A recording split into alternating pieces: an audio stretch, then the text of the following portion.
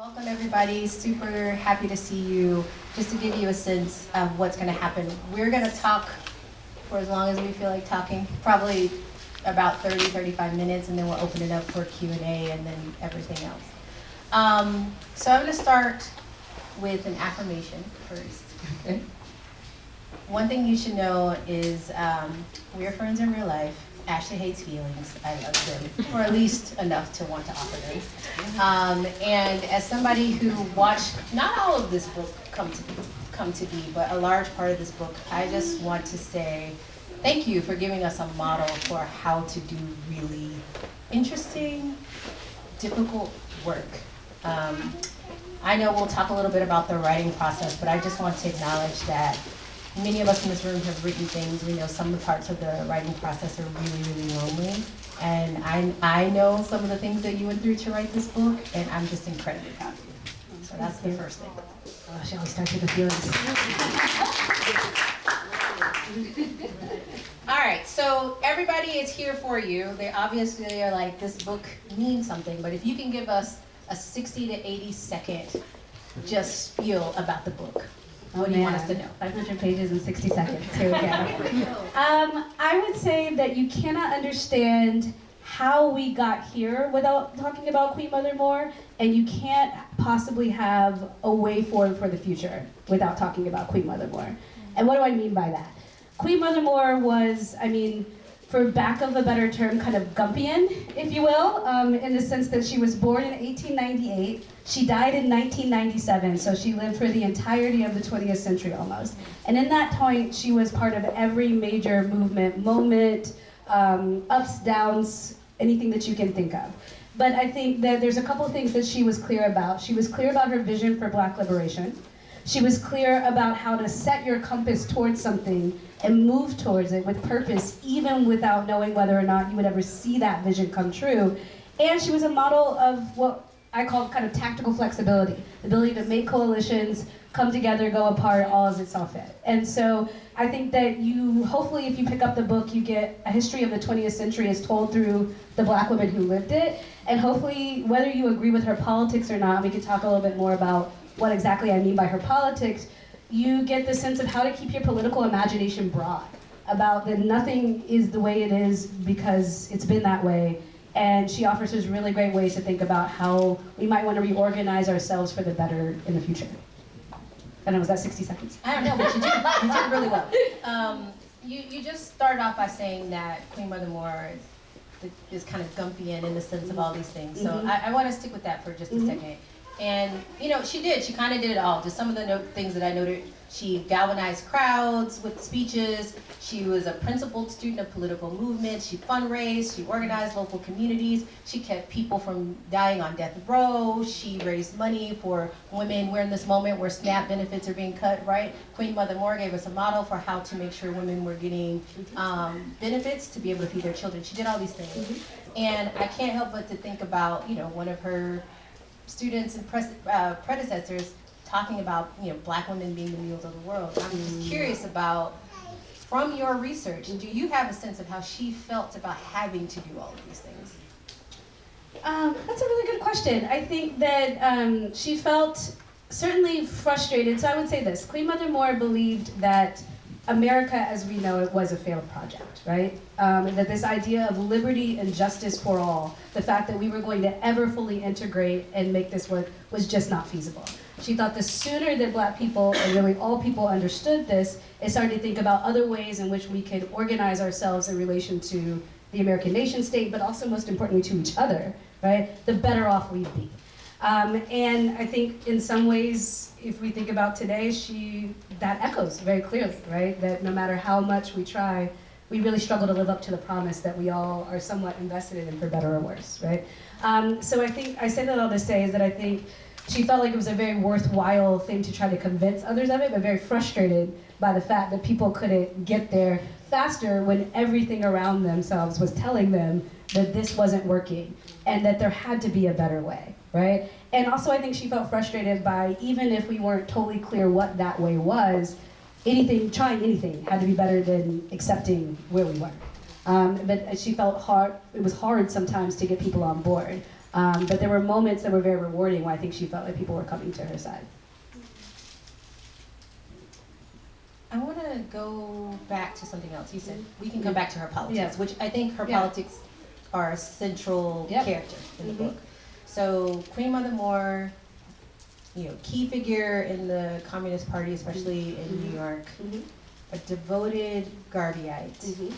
But with both of those political orientations, she, for lack of better phrasing, experienced disappointment. On the one hand, with the Communist Party not being for real about black folks, and her feeling like she was a tool, and then with the Garveyite movement, also thinking like, we need to rethink this whole connection to land and space here in the U.S. South, and how we name ourselves and language and all this stuff. So can you talk a little bit about, like, for you, what was it like to try to trace disappointment in the archive? Just to share, so Queen Mother was a Garveyite first. She worked for Marcus Garvey, who believed first and foremost in black people going back to Africa, but also for us having controls of our communities, our money, our economics globally. When he left, she joined the Communist Party in part because they championed a lot of these same principles. So she called it kind of like a vehicle. She saw these organizations as vehicles through which she could use her own politics. But she also felt frustrated a lot when she realized sometimes she felt like black people were being used to get towards an end, but not really a part of that strategy. I think perhaps I might make it akin to maybe how black people feel about the Democratic Party now, in the sense of, we're used for our votes, but when it actually we need something, when we want our lives better, the party doesn't actually give us what we need. And she was heartbroken by that. She was heartbroken that an organization would kind of peddle in this for so long and help black people, and purport to help black people and not. But she was also heartbroken by like what she would call her comrades, right? Who did not come to terms with it, who turned on each other in the process of doing that. And then I think she was also really heartbroken with herself sometimes.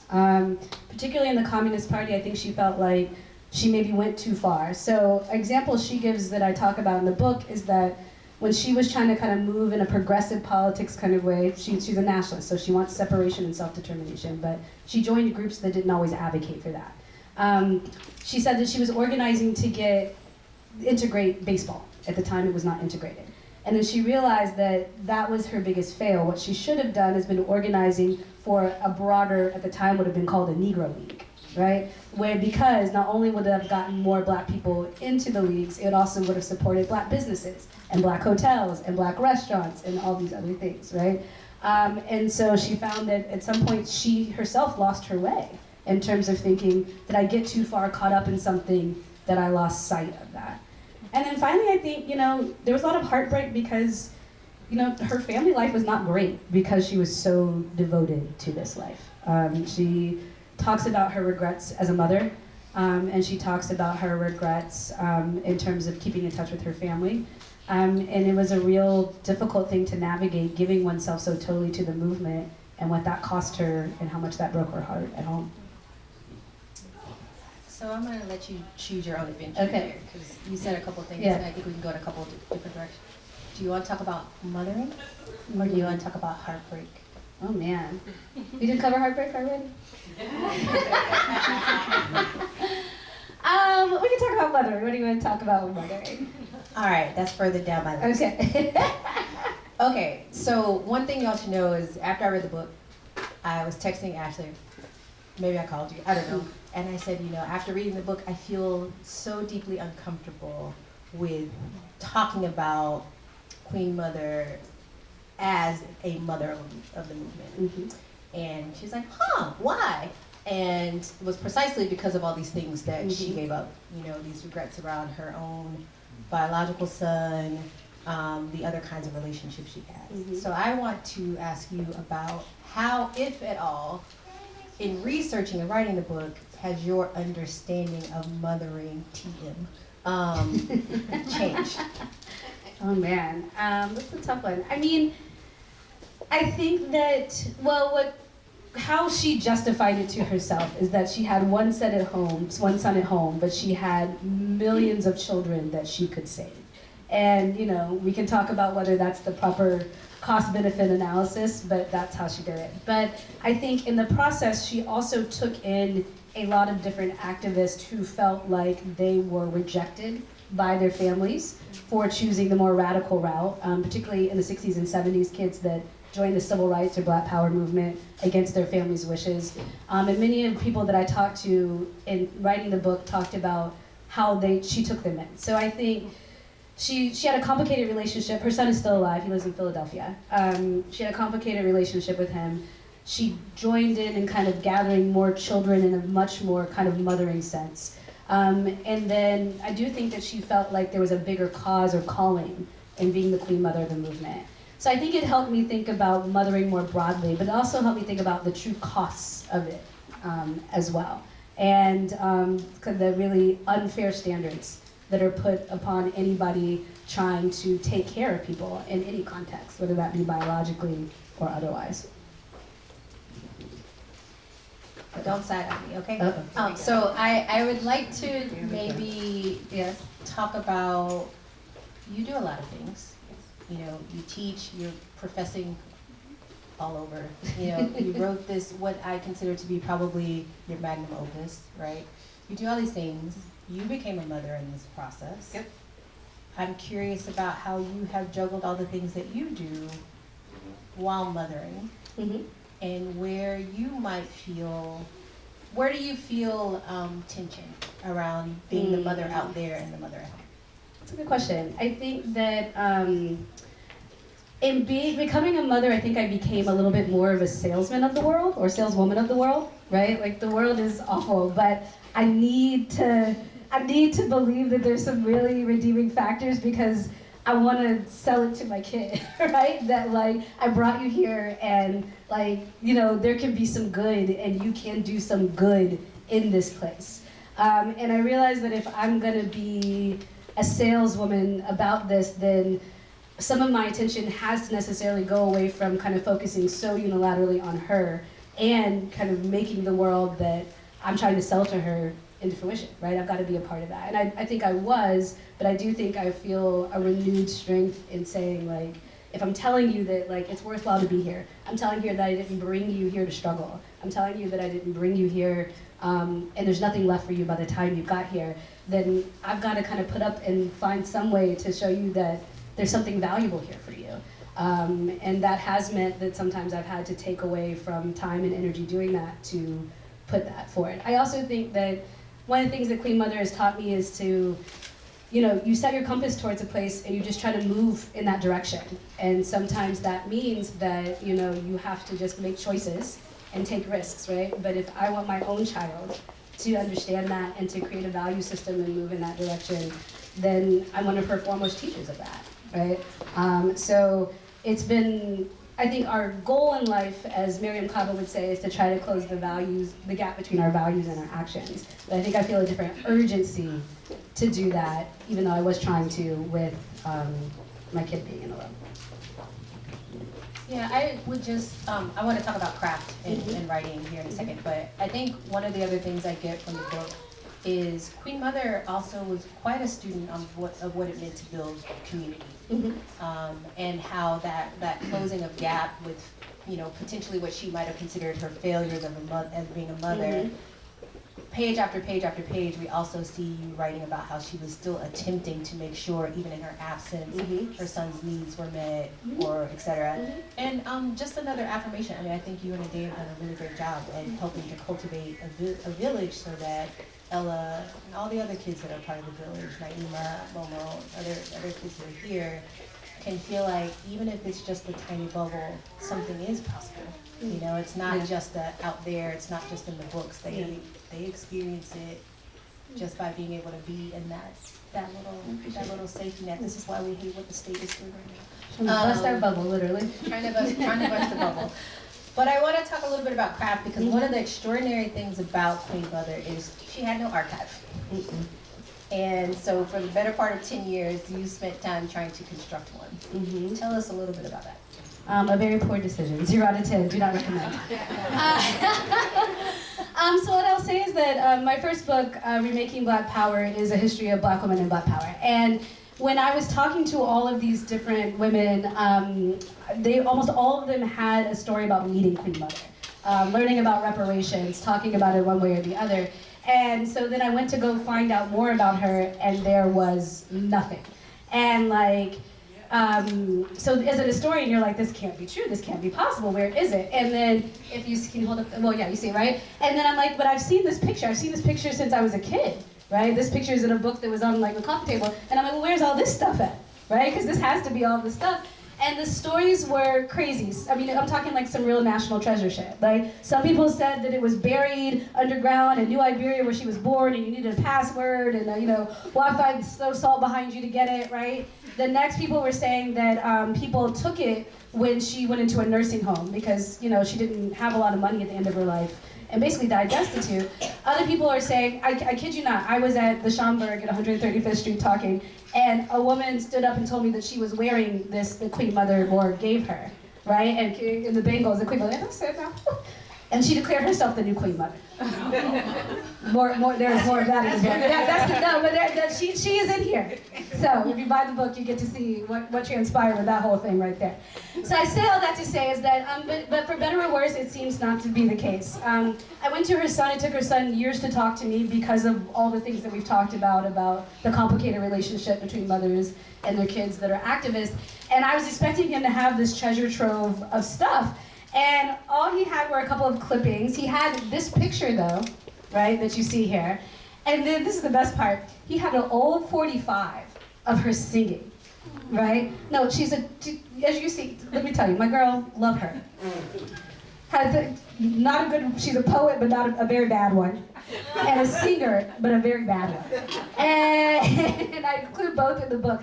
And the song, and so she's singing her version of like a black nationalist national anthem to some drums. I mean, it's some real, like, if you imagine 1970s shit going on, right? And it's him. It's her granddaughter, also named Audley, after her, and me sitting at his dining room table, and we're all laughing so hard, we're crying, and we can't even talk because this is so bad, and she keeps going, and she keeps going. But this is like the subtotal of what I have in terms of an archive, right? So it has been a real labor of love to try to figure it out. So I'm gonna go down a small rabbit hole, but you know, one thing you should know about me, I like history, I like space.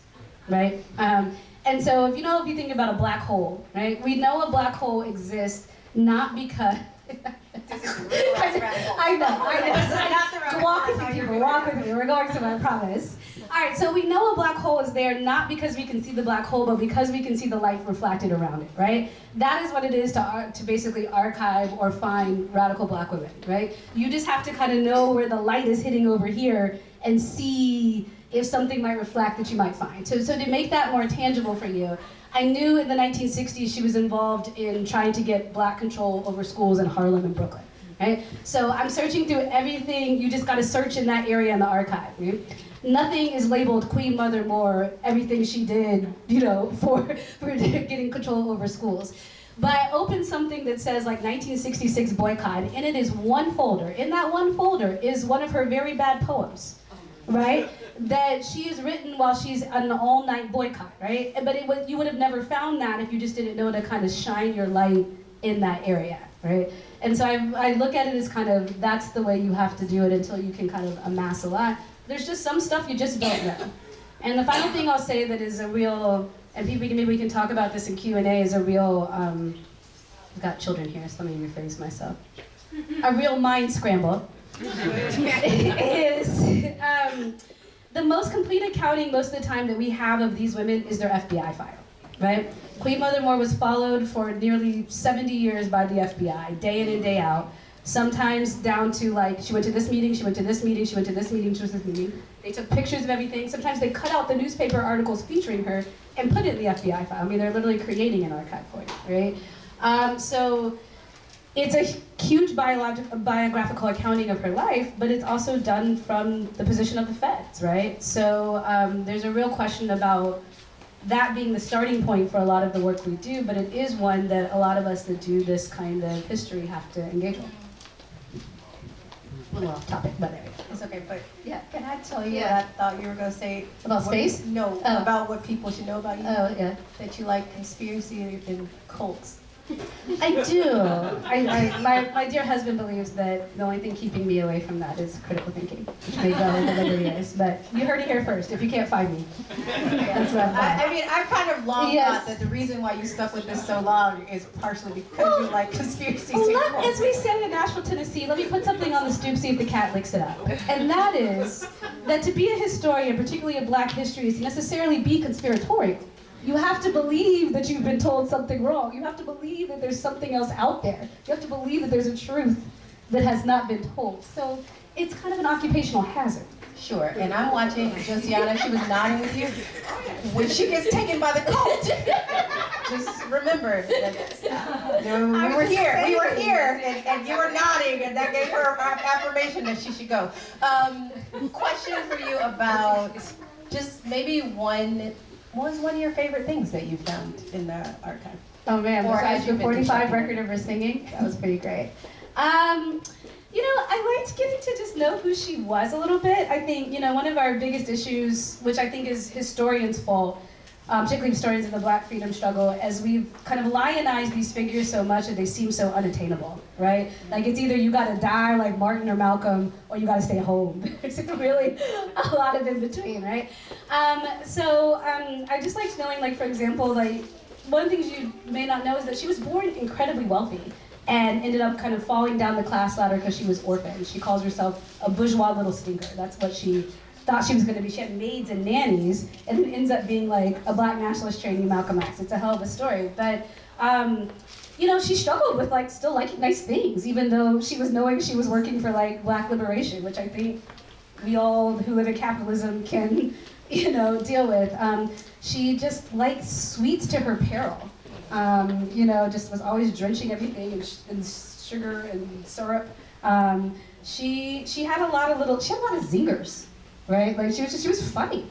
And also, like I said, she struggled with just, is she making the right decision day in and day out? So I think kind of learning those little morsels in the midst of her kind of political life made her feel like, you know, she could be your grandma, right? And also, as she was for many people. And also made you understand that, you know, you win some, you lose some. She's just trying to do the best you can, like we all are, you know? And that 45 of her singing, that was pretty great. Super, that was amazing stuff, yeah. Okay, just a couple more questions, because then I want to open it up to other people. You know, as we've talked about in other venues, so this book, I read this book as like a political biography of someone, and one of the things that, I don't know if that's what you were trying to go for, but that's how I read it. And one of the things that I noticed about this book that is different from a lot of other political biographies is just the sheer amount of details you learn about Queen Mother as a person. Yeah, I mean, we learn a lot about the movement. We learn a lot about who she fell out with, who she didn't fall out. Like we learn those things, but I think there was like one example where you give where she's, you know, as you said, she grew up wealthy. She ends up cleaning people's houses at, you know, many points in her older life. And the one part where she's in the bathtub, and she's taking a bath in the woman's house that she's cleaning, which is something she would have done in her own house if she had continued to be wealthy. And just the way you took us through that moment, there's so many ways you could have just told us that, like, she was sad about not having the life she used to have.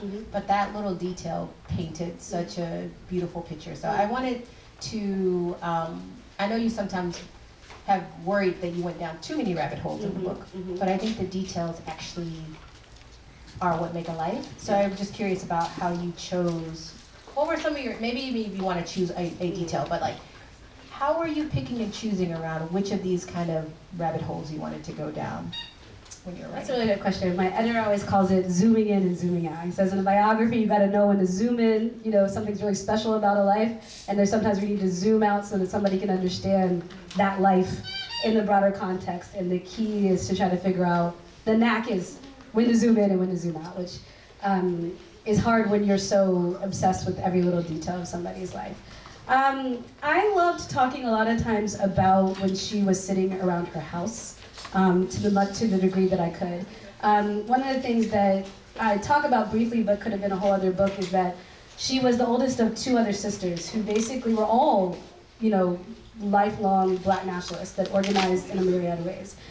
So being able to talk about them sitting in the house in New Orleans and studying together and trying to figure out how they were going to navigate getting a black man who's on death row off in Angola jail, right? Or when she moved to Philadelphia, she would leave her window open, and activists would climb in and out of it, and she just would have a study full of books, and she would let them stay there, read and talk and organize. And one of those activists usually was also Malcolm X, right? And people came and left. But I liked that kind of, I mean, and they weren't like formal salons in the, you know, in the way we think about it, but they were just like these really intimate moments where you saw her passing down information, but they also allowed me a little bit of creative license, right? Like I don't know exactly what was said in those moments all the time, right? I have enough to really kind of ground it in history, but it was fun to think about kind of that granular level of like political exchange, that it doesn't really do much beyond just kind of set a scene for you, but I think it's really important for thinking about these people as real people, you know? Yeah. Wonderful. Okay, all of you who are, please be pondering your questions because I'm almost there.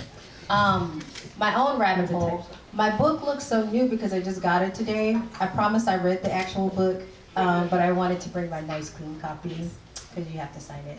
Okay. I asked Ashley if she might share, I gave her options. She could either read one of her favorite passages of the book or I could choose a passage. She said no, so I chose a passage. And I'm gonna offer that, and then I have one more question for you to This is exciting. I don't know what passage it's gonna be. Okay. Though she is gone, her indomitable spirit lives on in the whirlwind of Black life and thought around us. Traces of her booming voice echo with demands to run them out as Black parents fight for a say in their children's schooling today. Her whispers of keep on, we've got to win are in the wind as reparations campaigns across the country gain steam. We see her nation-building schemas everywhere.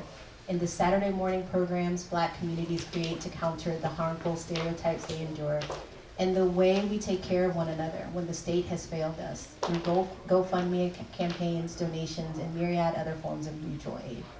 We even conjure up her visions of a free and sovereign Black nation state, however far-fetched, when we cross our arms across our chest and utter Wakanda forever. Still, other parts of Moore's message have found less purchase.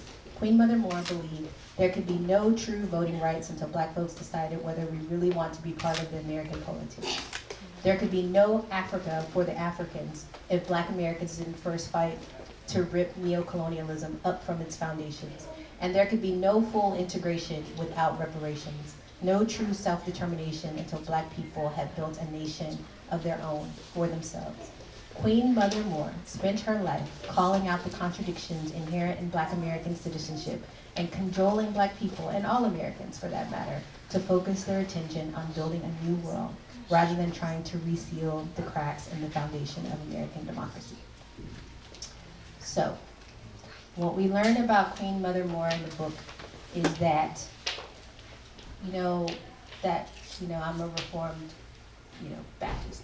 So, in one of my favorite scriptures, if you're a real Baptist, I'm about to butcher this, but just go with me here, I'm like, where's Roger? I'm like, Roger, I know what I'm talking about, but where two or more gathered, right? And I think about one of the things that I learned from Queen Mother Moore, and she didn't care if it was 2 or 100. Where 2 or more people gathered, she was going to be on the street corner. She was going to be on the step ladder. She was going to be on the platform. Let's imagine this is your street corner.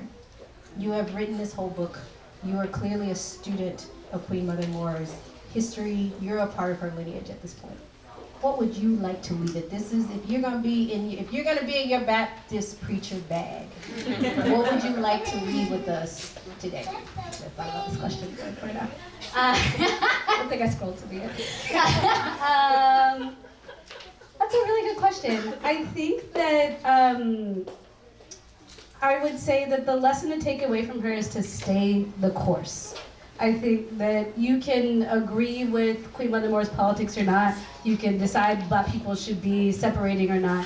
But what her life really is a model, like I said, I think of it kind of in the same way people talk about abolition, right? Most people know you're never going to get there, but if you orient your compass that way, all of your decisions, right, move you in that direction. That doesn't mean that you don't make compromises. That doesn't mean that you don't mitigate the harm that is happening right now, but you do it with the goal of trying to connect it to the broader goal where you want to be. So I think that I would say to stay the course, and also as much as you can, try to mitigate the harm that is happening now. But one of the things I think that Queen Mother Moore did particularly well is she mitigated the harm, but never stopped getting people to ask questions about why the harm was there in the first place, right? And if this was how it's going to be, what could we remake it to instead? So that's what I would say. Okay, good. Okay, great. Okay. Are you approval? This is just one big historian. Good. You were describing at the beginning being compelled by the emotional life of your protagonist. Mm-hmm. But then, like, 5 minutes later, you said there's no archive. I had to, like, build the archive. Mm-hmm. What I really want to hear from you is how you, out of having no archive and wanting to build one, how you then go another step in understanding the personality of the person, like their interior world, which probably isn't written out. I was feeling ABC. Right. Which requires maybe interpretation, maybe speculation. That's what I want to be working on. Great question. No, historians don't like to do none of this. Yeah, I mean, I think, well, that's also where, I mean, the cool thing about it is that, I mean, there are still a lot of people that knew her around, right? I mean, there were copious amounts of interviews I did because, you know, she didn't die till 1997, so obviously those folks are maybe a little bit older, but I mean, even I did an interview today of somebody that had met her when they were in her 20s, you know? So I think that is where oral history is a huge boon, where people just tell, you know, I'd ask them, what's your favorite story? How did you meet her, right? What is the one thing that you remember so crystal clearly about her? Were some of the interview questions I asked, so you can kind of maybe get a sense of that. Over the course of the years, I developed a relationship with her family.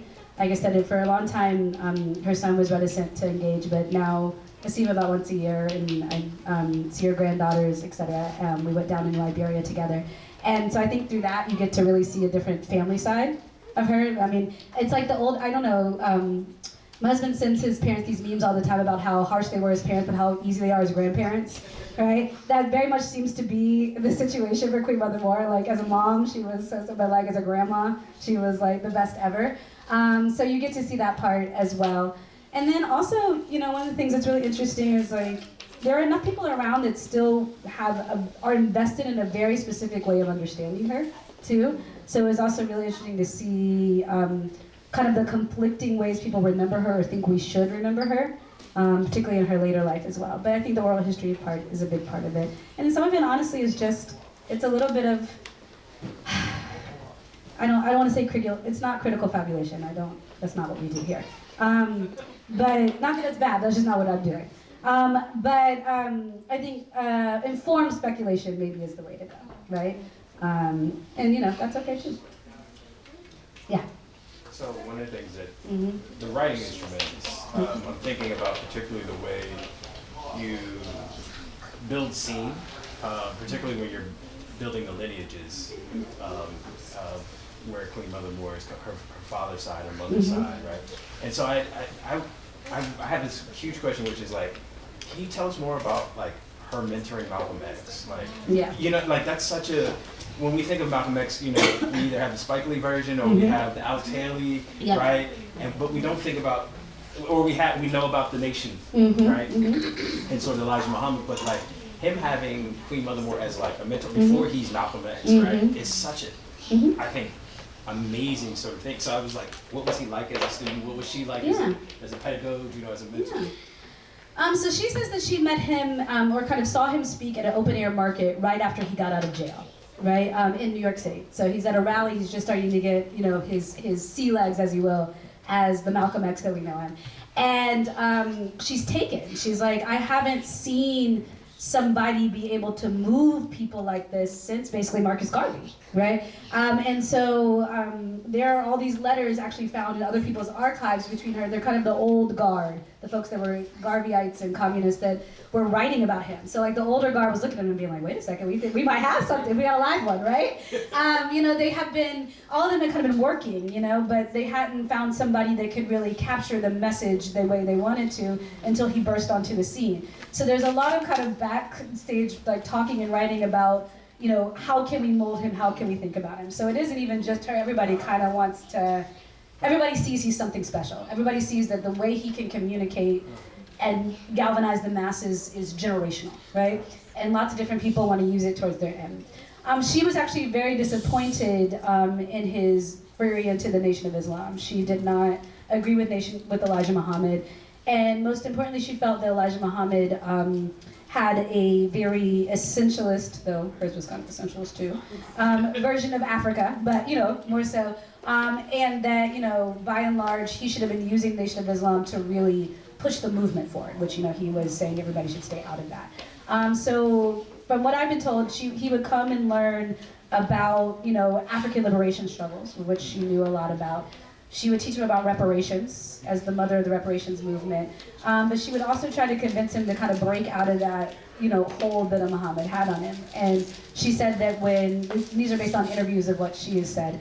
She said that like he would be interested in a topic and want to talk about it, but said he had to go talk to Elijah Muhammad first, right, beforehand. So she was, quite frankly, very excited when they broke apart because she felt like now he could finally come into his own.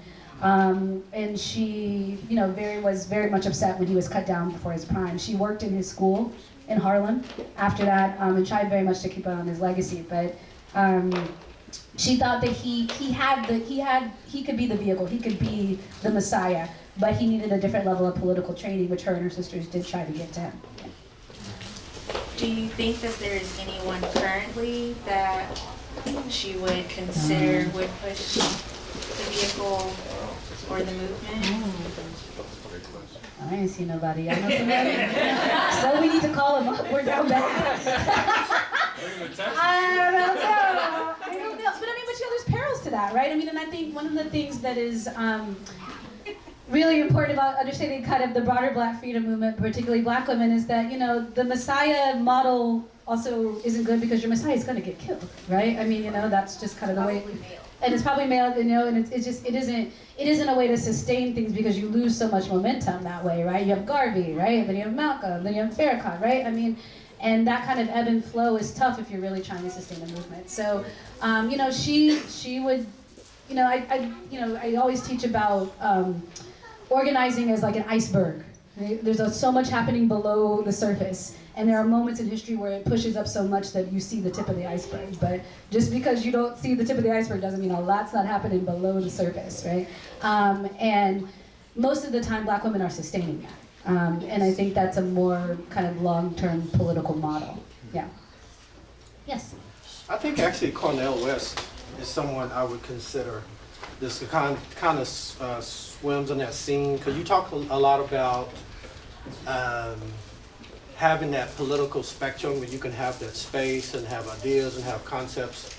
I think a lot about Dr. King at the end of his life when he said, "I'm afraid I've basically encouraged my people to integrate into a burning house." Mm-hmm, mm-hmm. And so that being said, having that political movement, when I went to Maryland, I was looking at Following the Life of Harriet Tubman. Mm-hmm. And then I would go into different Black tours and I began to realize Black people have Black Wall Street.